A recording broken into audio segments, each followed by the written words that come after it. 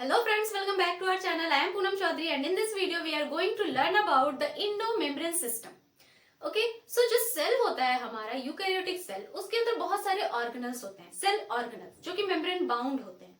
But कुछ organelle ऐसे होते हैं जो एक दूसरे को कोऑर्डिनेट करते हैं, वो कोऑर्डिनेशन में फंक्शन परफॉर्म करते हैं और उन्हीं ऑर्गेनल्स को हम बोलते हैं इंडोमेम्ब्रेन सिस्टम.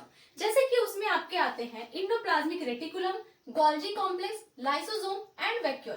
ये जो 4 आपके सेल ऑर्गेनल होते हैं ना, ये 4 के 4 सिंगल मेम्ब्रेन बाउंड होते हैं और चारों कोऑर्डिनेशन में फंक्शन करते हैं. ओके सो एक एक करके हम देखेंगे. सबसे पहले इंडोप्लाज्मिक रेटिकुलम. इंडोप्लाज्मिक रेटिकुलम ये क्या होता है कि एक नेटवर्क होता है, ठीक है, जो हमारा न्यूक्लियस होता है ना सेंटर में प्रेजेंट. तो न्यूक्लियस जैसे कि आप ये देख रहे हो, न्यूक्लियस कितने मेम्ब्रेन का होता है? Double membrane bound. तो जो ये न्यूक्लियस का जो आउटर मेम्ब्रेन होता है ना, इस आउटर मेम्ब्रेन का एक्सटेंशन होता है ये आपका रेटिकुलम, इंडोप्लाज्मिक रेटिकुलम. ओके देखिए, ये जो आउटर वाला मेम्ब्रेन है वहीं से ये एक्सटेंड होकर निकल गया है और कुछ इस तरह का रेटिकुलर स्ट्रक्चर बना रहा है. Okay of tiny tubular vesicle structure scattered in cytoplasm. ये न्यूक्लियस से आता है और ये पूरे साइटोप्लाज्म में ऐसे यहाँ से फैला रहता है पूरा प्लाज्मा मेम्ब्रेन तक. ओके इसमें से कुछ वेसिकल्स भी निकलते हैं, मींस राउंड स्ट्रक्चर भी निकलते हैं. ये ट्यूबुलर है. उसके बाद एक्सटेंशन ऑफ न्यूक्लियर मेम्ब्रेन, ये तो मैंने बता दिया. Absent in mature erythrocyte. देखो मैच्योर इरेथ्रोसाइट मींस जो आरबीसी होता है उसमें तो लगभग सारे ही सेल ऑर्गेनल एब्सेंट होते हैं, तो ये भी एब्सेंट ही होगा. ओके उसके बाद ये जो एंडोप्लाज्मिक रेटिकुलम है इसके 2 टाइप्स होते हैं. SER means smooth endoplasmic reticulum and RER means rough endoplasmic reticulum. अब देखो कैसे होता है ये. यहाँ पर होते हैं छोटे कुछ स्ट्रक्चर्स लगे होते हैं यहाँ पर, ठीक है. ये न्यूक्लियस के पास वाले रेटिकुलम पर लगे होते हैं, एंडोप्लाज्मिक रेटिकुलम पर इस तरह से कुछ लगे होते हैं. तो ये जो बीड्स लाइक स्ट्रक्चर है ना, ये है आपके राइबोसोम्स, ठीक है. ये क्या है आपके राइबोसोम्स. ये राइबोसोम्स का काम क्या होता है? Protein synthesis. न्यूक्लियस के अंदर हमारा एमआरएनए का सिंथेसिस होता है.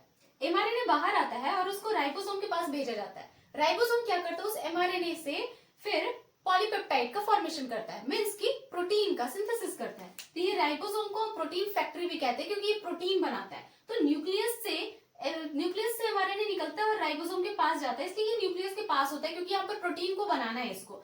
और जो न्यूक्लियस से दूर होते हैं वो उनके पास ये राइबोसोम बहुत कम होता है या नहीं होता. तो ये देखो इसके ऊपर, जिसके ऊपर ये राइबोसोम अटैच्ड है, उसका सरफेस क्या होता है? रफ हो जाता है और इसीलिए इसको हम लोग क्या कहते हैं?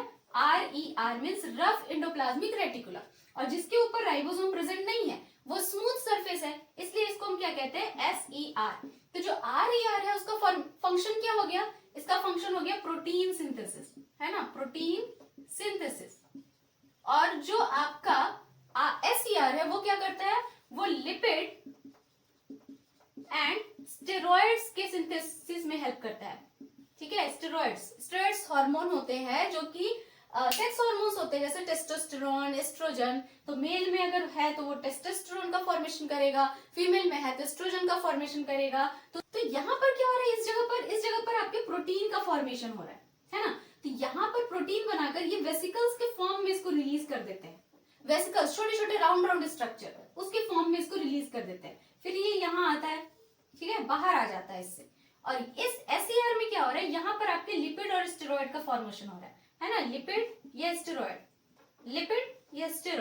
ठीक है, लिपिड एंड स्टेरॉइड दोनों का फॉर्मेशन हो रहा है. तो ये भी वेसिकल के फॉर्म में इसको निकालते हैं, छोटे राउंड वेसिकल्स के फॉर्म में. तो प्रोटीन भी वेसिकल के फॉर्म में है, ये भी वेसिकल के फॉर्म में. इसको क्या बोलेंगे हम?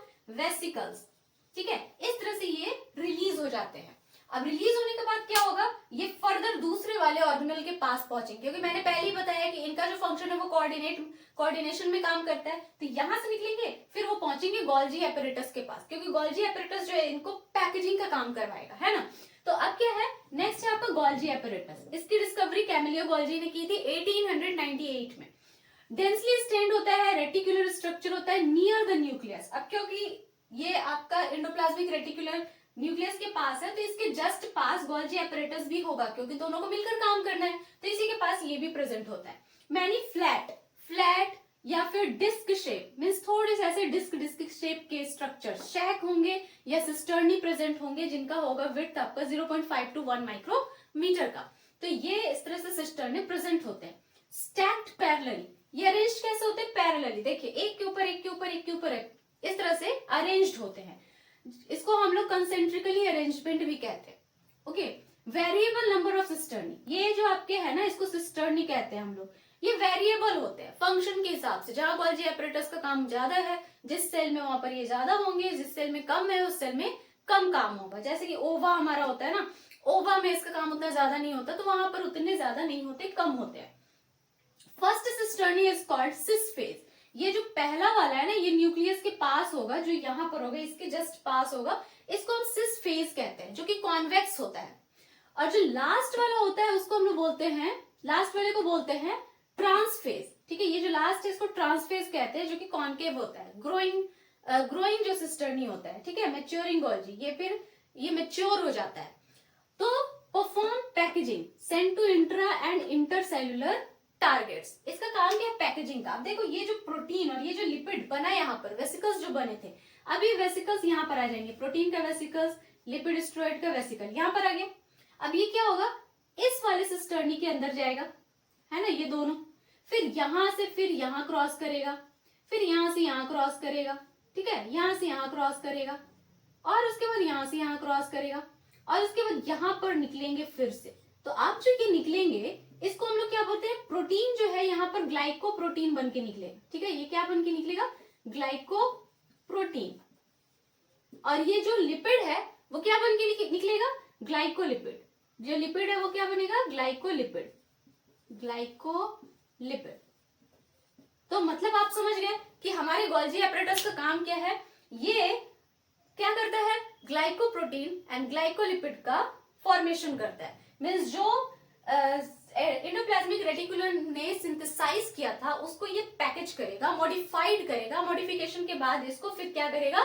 Send to intra, means cell के अंदर अगर इसकी जरूरत है तो वहां पर भेज देगा, या फिर इंटरसेल्युलर टारगेट्स, मींस दूसरे सेल के पास अगर जरूरत है तो वहां पर इसको भेज देगा। अब प्रोटीन बनता रहता है ग्लाइकोप्रोटीन, तो उसकी जरूरत तो हर जगह है। जैसे हमने पिछले वाले लेक्चर में सेल मेम्ब्रेन पढ़ा था, तो सेल मेम्ब्रेन में ग्लाइकोप्रोटीन्स होते हैं, तो वहां पर भी इसकी जरूरत होगी, तो ये वहां पर उसको भेज देगा, प्लाज्मा मेम्ब्रेन के पास भेज देगा। तो इस तरह करके कुछ काम चलता रहता है। उसके बाद जो छोटे छोटे वेसिकल्स होते हैं ना, मतलब यहाँ से फिर छोटे छोटे वेसिकल्स निकलेंगे। जैसे ये आपका सिस्टर्नी है, तो यहाँ से फिर कुछ छोटे से, यहाँ से फिर एक राउंड वेसिकल निकल जाएगा, ठीक है, यहाँ से एक राउंड वेसिकल निकल जाएगा। तो यही वेसिकल आगे जाके क्या बनाएंगे? लाइसोसोम का फॉर्मेशन करेंगे। ठीक है, लाइसोसोम ऐसा नहीं है कि अलग से कहीं से बनेगा, लाइसोसोम की जरूरत है अभी हमारे सेल को। चलो भैया, गोल्जी एपरेटस के वेसिकल ने ही लाइसोसोम का फॉर्मेशन कर दिया। तो now we will talk about the lysosome. Lysosomes are the vesicles of Golgi complex. Golgi complex के सिस्टर्नी में से वेसिकल्स के ब्रेकडाउन से ही लाइसोसोम का फॉर्मेशन होता है। तो ये जो लाइसोसोम है ये कैसे बन रहा है? Formed by the vesiculation of Golgi. Okay, also known as suicidal bag, क्योंकि ये अपने आप को भी किल कर लेता है, अपने सेल को भी किल कर देता है, अपने सेल के खुद के सेल के ऑर्गेनल्स को भी मार डालता है। ओके, इसलिए इसको सुसाइडल बैग कहते हैं। Contains almost all types of hydrolytic enzymes. इसमें लगभग सारे हाइड्रोलिटिक एंजाइम्स होते हैं, लाइक प्रोटीज जो प्रोटीन को ब्रेक करता है, लाइपेज जो लिपिड्स फैट्स को ब्रेक करता है, अमाइलेज जो कार्बोहाइड्रेट को ब्रेक करता है, न्यूक्लियस जो न्यूक्लिक एसिड को ब्रेक करता है। Okay, activated in acidic pH. लेकिन ये सारे जो एंजाइम्स है और जो लाइसोसोम है वो एक्टिवेट होता है एसिडिक मीडियम में, मींस उसके लिए उसका पीएच होना चाहिए 4.5 to 5। Absent in plant cell, plant cell में ये लाइसोसोम नहीं होता है, और आरबीसी मैच्योर आरबीसी में तो सारे सेल ऑर्गेनल्स नहीं होते। Helps in killing pathogens.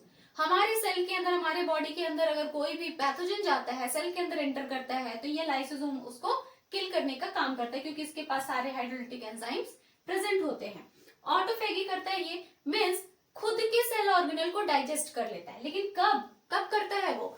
जब सेल ऑर्गेनल डैमेज्ड हो जाते हैं, या इन्फेक्टेड हो जाते हैं, या यूजलेस होते हैं, या ओल्ड हो जाते हैं। ठीक है, मींस जो सेल ऑर्गेनल काम नहीं कर रहे हैं, यूजलेस हो गए हैं, डैमेज्ड हो गए हैं, तो वो सेल के अंदर रहकर क्या करेंगे? झूठ मूठ का गार्बेज बढ़ाएंगे। इसीलिए ये लाइसोसोम क्या करता है? उनको डाइजेस्ट कर जाता है, ऑटोफेगी कर जाता है। ठीक है, इसके अंदर लेकर उसको किल कर देता है।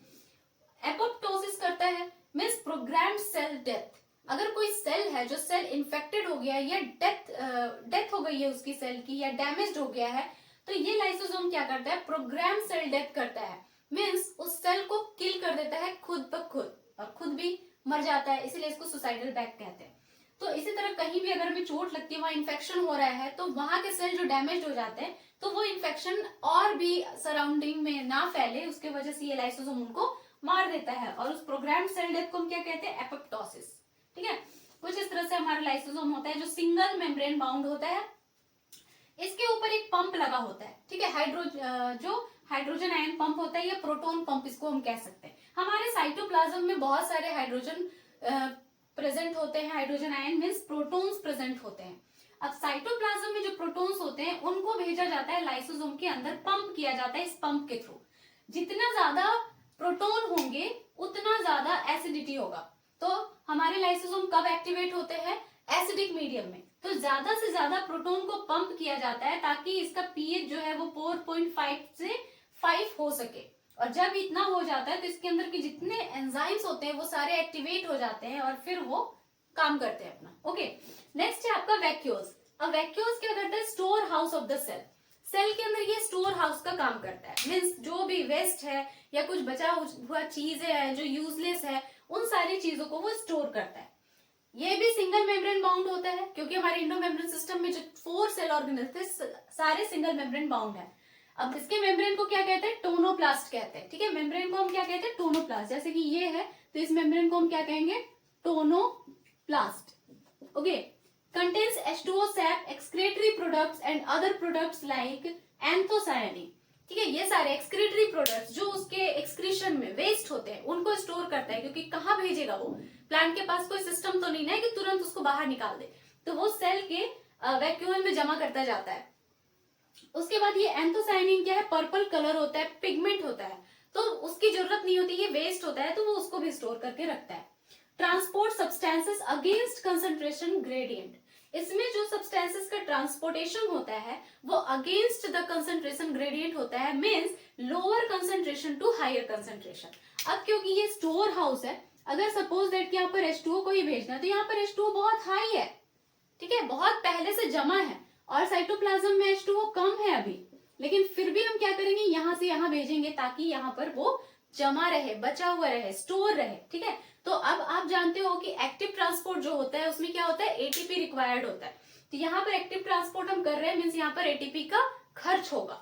Okay, helps in cell growth. अब ये जो वैक्यूल होता है वो क्या करता है, अगर ये सेल है प्लांट का सेल, ये वैक्यूल आप जानते हो कि प्लांट सेल में 90% का जो हिस्सा होता है वो वैक्यूल कवर करता है, और इसकी वजह से सेल का ग्रोथ होता है। ओके, ये क्या स्टोर करता है, आयन भी स्टोर करता है, जैसे पोटेशियम आयन, क्लोरीन। ओके, अब वैक्यूल्स कितने टाइप के होते हैं आपके, इसमें देखिए आप, इस वैक्यूल्स में भी एक पंप लगा हुआ है, ये दिस इज ऑल्सो पंप। ठीक है, ये पंप करता है जितनी भी चीजें होती है, जैसे आयन है इसको पंप करना है, यहाँ पर पोटेशियम आयन है तो ये भी इस पंप के थ्रू ही इधर पंप किया जाएगा और वहां पर स्टोर होगा। ओके, वैक्यूल्स आपके 4 टाइप्स के हैं मेनली। सेंट्रल वैक्यूल जो कि प्लांट में प्रेजेंट होता है, प्लांट सेल में आप जानते हो कि ये है, तो सेंटर में प्रेजेंट होता है वैक्यूल, और न्यूक्लियस पेरिफेरल साइड में होता है। ये क्या करता है, स्टोरेज का काम करता है, सेल ग्रोथ का काम करता है। फूड वैक्यूल जो अमीबा में प्रेजेंट होता है, आप जानते हो कि ये अमीबा है, अगर यहाँ पर फूड आया तो ये एक फूड वैक्यूल का फॉर्मेशन करता है, और इसी वैक्यूल के अंदर फूड को डाइजेस्ट करता है, तो वो क्या डाइजेशन का काम करता है। कॉन्ट्रैक्टाइल वैक्यूल वो भी अमीबा में प्रेजेंट होता है, जो ऑस्मो रेगुलेशन का काम करता है, means maintenance of ion and water balance. ठीक है, ये क्या करता है, यहाँ पर इसके सराउंडिंग्स में बहुत वाटर है, तो ये वाटर को अंदर लेगा, ठीक है, H2O, ऑस्मोसिस के प्रोसेस से, डिफ्यूजन के प्रोसेस से। अब क्या होगा, यहाँ पर जैसे ही वाटर बहुत ज्यादा हाई हो गया, ये वैक्यूल है, ये वैक्यूल अब यहाँ पर बनेगा, और इस वाटर को क्या किया जाएगा, इसके थ्रू यहाँ पर भेजा जाएगा वापस, वैक्यूल के थ्रू इसको बाहर निकाला जाएगा। तो जैसे ये यहाँ से वाटर एंटर करेगा और यहाँ से वाटर बाहर निकलेगा, इसके थ्रू अमीबा जो है वो मूवमेंट शो करता है ना, तो कॉन्ट्रैक्टाइल वैक्यूल होता है, ये मूव करने वाला वैक्यूल होता है। वही है आपका गैस वैक्यूल जो प्रोकैरियोटिक सेल्स में पाए जाते हैं, बैक्टीरिया में पाए जाते हैं, ऑल्सो कॉल्ड स्यूडो वैक्यूल या एयर वैक्यूल। अब क्योंकि गैस वैक्यूल है तो उसमें क्या स्टोर करेगा, गैस स्टोर करेगा, जो आपके मेटाबॉलिक गैसेस होते हैं, जैसे मिथेनोजेंस होते हैं ना बैक्टीरिया, तो मीथेन गैस का फॉर्मेशन करते हैं, तो वो अपने सेल के अंदर इसी गैस वैक्यूल में उस मीथेन को स्टोर करके रखते हैं। ये क्या करते हैं, provide buoyancy to the aquatic prokaryotes. जो पानी में रहते हैं ना बैक्टीरिया, उनको बॉयंसी प्रोवाइड करता है, मीन्स पानी के ऊपर तैरते रहने के काबिल बनाता है, नहीं तो वो पानी के अंदर डूब जाएंगे, है ना। तो ये बॉयंसी प्रोवाइड करता है। तो कुछ इस तरह के हमारे 4 टाइप्स के वैक्यूल्स थे। So I hope this lecture found helpful to you. If you like the video then hit the like button and do subscribe my channel. मिलते हैं नेक्स्ट वीडियो में, तब तक के लिए bye bye and take care.